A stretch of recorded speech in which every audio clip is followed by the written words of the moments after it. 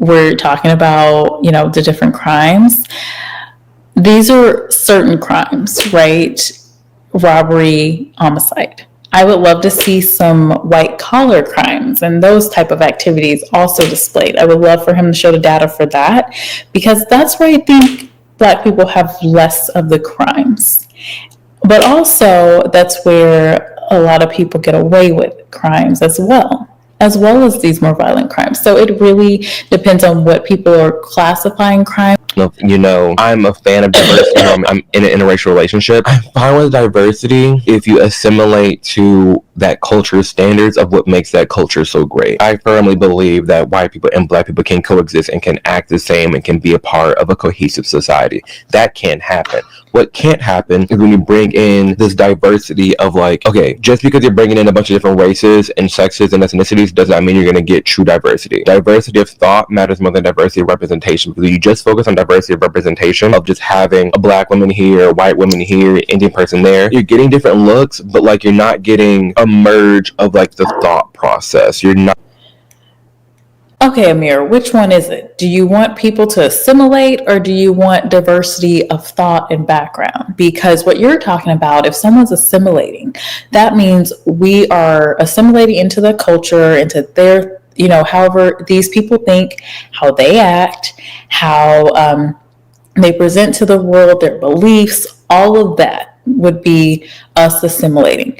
Now you're talking about, true diversity is diversity of thought and yada yada, which is true. You could have a group of all, presenting externally all white men, but they may come from a different background.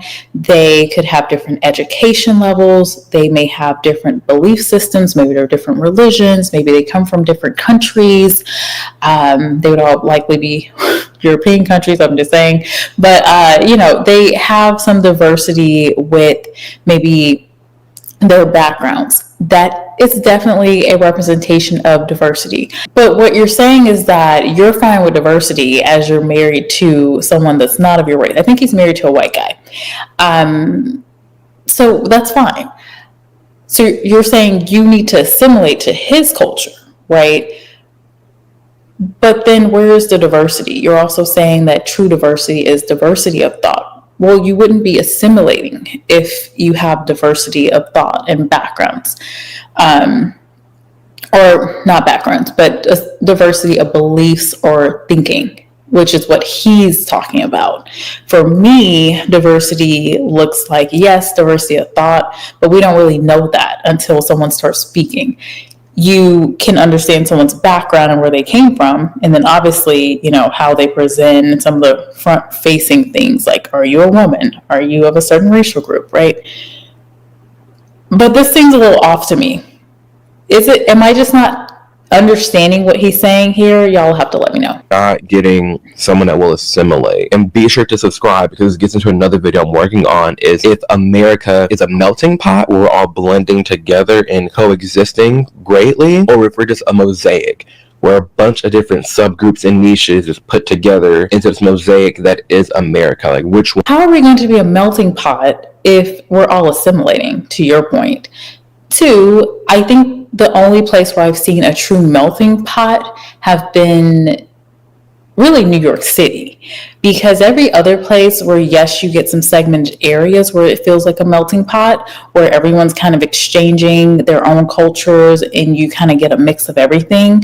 A lot of the places I've lived and experienced it, Madrid so I lived in Madrid for a short period of time, very short. I would say that was probably a mosaic, and we're talking about the United States. I get it, whatever. But anywho, in the United States, most places I visited and lived in, it felt more of a mosaic where you have pockets of different groups living in certain segmented areas.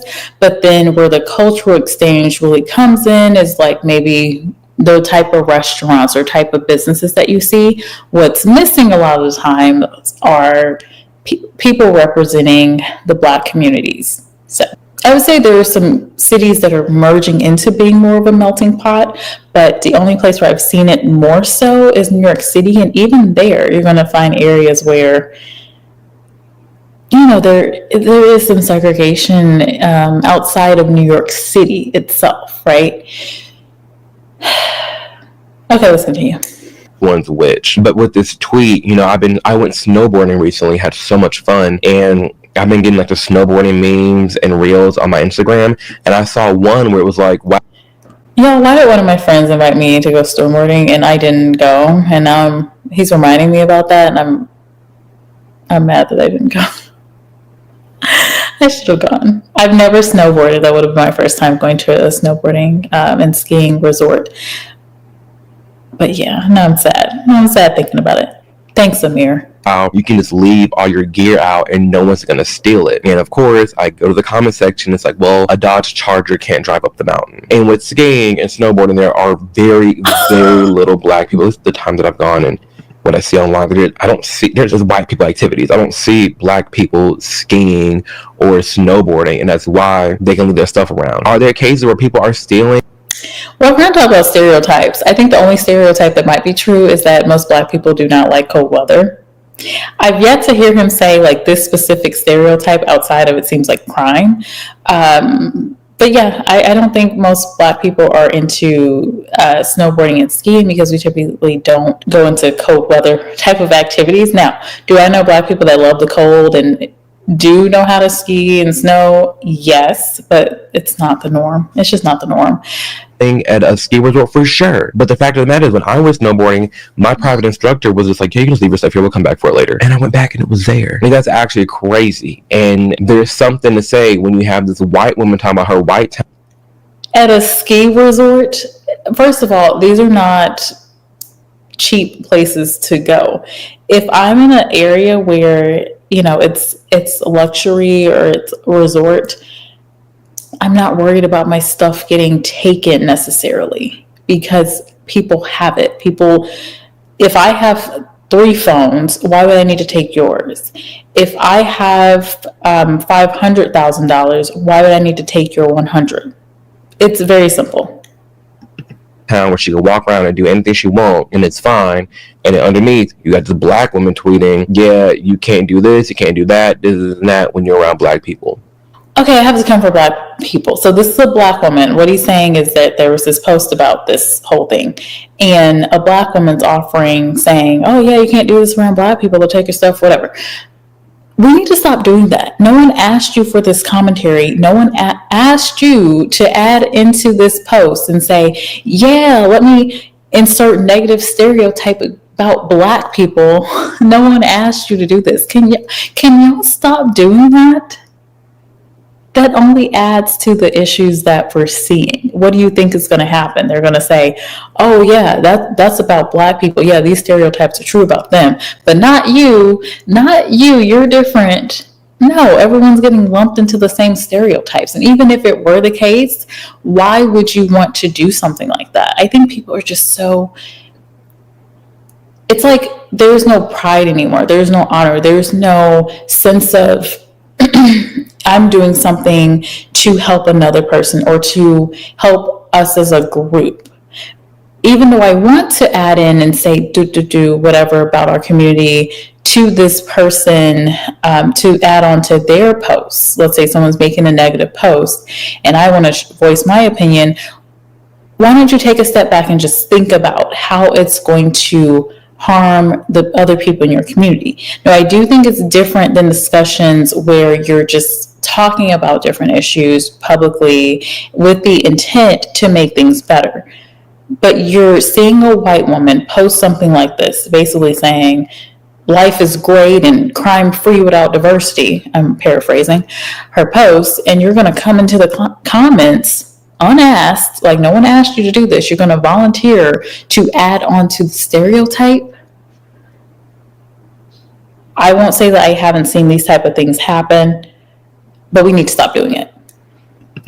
I mean, hey, I'm just a messenger. Let's look at what it is. Because truly, what sucks about all of this is that the everyday person, and it's hard for people to talk about this topic. It really is, because it gets thrown racist and bigoted so fast without people taking into context for what it is. People are scared to talk about this because they don't want the threats, they don't want to be doxxed, they don't want their identity stolen, they don't want all these things that come with sharing controversial opinions. Even just now, not to say that you're a threat to anybody, but you want to protect yourself in general from any online threats, doxing.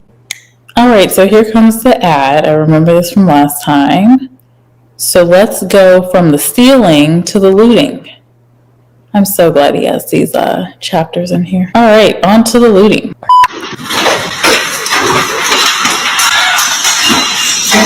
Literally, why? Why do they look like that? I'm sorry. It's bad that I'm laughing. Why is he scurrying like that? I'm sorry. So this is a Louis Vuitton store in LA. And this is a video where folks are looting. And y'all know people loot different stores. I'll just say they're going to take the stuff and they're going to sell it for, high prices. And then they pocket the money. What does this serve you? I mean, actually, I understand what it serves them. These looters that are doing the Louis Vuitton in LA. I'm mad he was about to say, what does this serve you? You know that they're doing it for the money. It all comes back to poverty.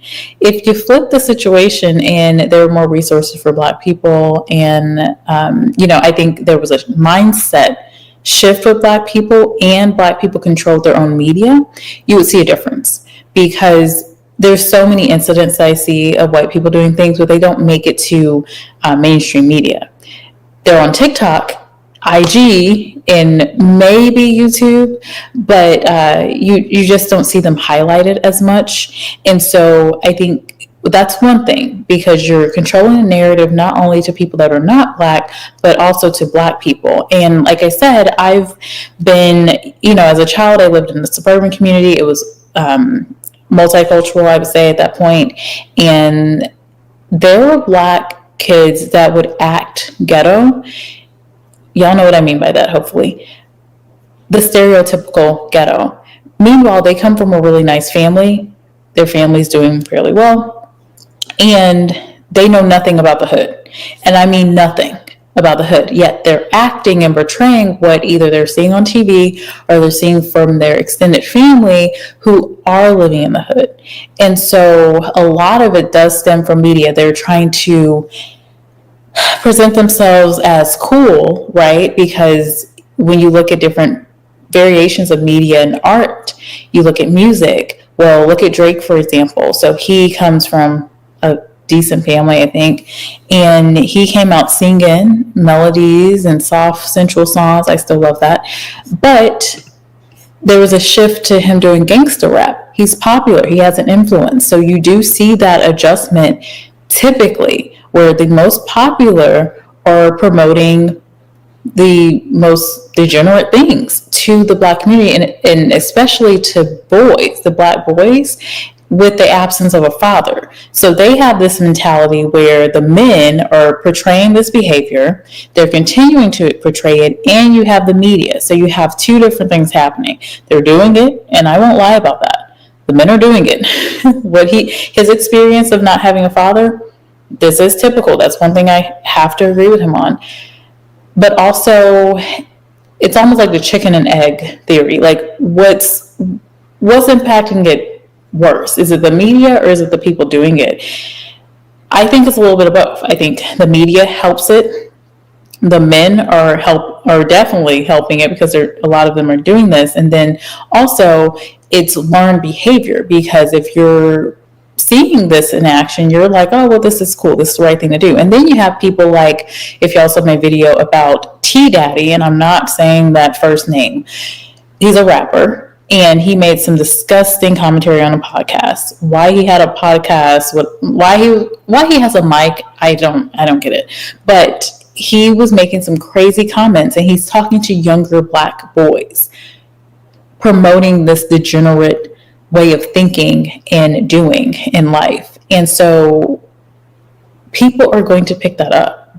Other Black guys are going to pick that up and promote the same behavior. So you have a lot of issues. I won't lie. What Amir is highlighting, yes, we have a lot of issues in the Black community. However, I'm very much focused on the solutions in a lot of these conversations, and it's media, right? It's fixing the poverty issue, and it has to stem from the men. I've done a video on that. People hated that video, especially Black men, but Black men have to do it.